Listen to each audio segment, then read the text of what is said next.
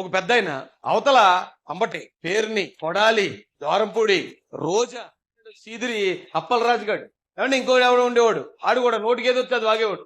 ఇలాంటి డాషలు అందరూ ప్రతిపక్షంలో కూర్చుని ఉన్నప్పుడు కేవలం 23 మందితో, అవతల 151 మంది ఉన్నారు, 23 మందితో 74 సంవత్సరాల వయసులో పెద్ద ఆయన కూర్చుని వాళ్ళకి ఏం మాట్లాడాడు చూడండి. నేను ఒకరిని మాట్లాడితే 15 మంది మంత్రులు మాట్లాడు పర్వాలా, ఏమి చేయలేరు. మీరు 151 మంది నేను ఫేస్ చేయగలుగుతా. నా వయసు గురించి మాట్లాడుతున్నారు, నా వయసు ఏం బాధ లేదు. ఎవరు కూడా అధ్యక్ష, నా వయసు ఎంతున్నా 25 సంవత్సరాల కుర్రవాళ్ళకి ఆలోచనలు ఉంటాయి, ఆలోచనలు ఉండే వ్యక్తిని నేను.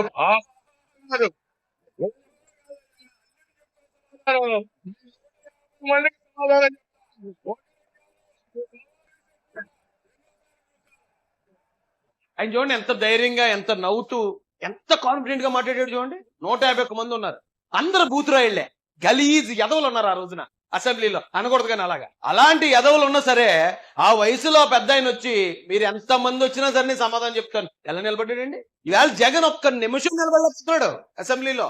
మీరు పాయింట్ గమనించండి. ఇప్పుడు దమ్ము అనేది ఎప్పుడు పడితే అప్పుడు ప్రదర్శించేది కాదండి, సమయాన్ని బట్టి బయటకు వస్తుంది, అది ఆ సందర్భంలో వస్తుంది.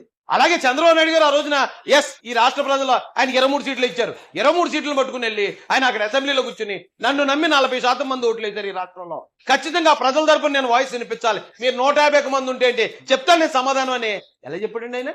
ఎందుకు పారిపోతున్నాడండి వాళ్ళ జగన్? పారిపోవటమే కాకుండా మళ్ళీ ఎలివేషన్లు ఉంటాయి చూడండి, పారిపోవటం కూడా ఎలివేషన్. 10 గంటలకు వచ్చేటట 10-11 కరెక్ట్ 11 నిమిషాలు వెళ్ళిపోయాడట.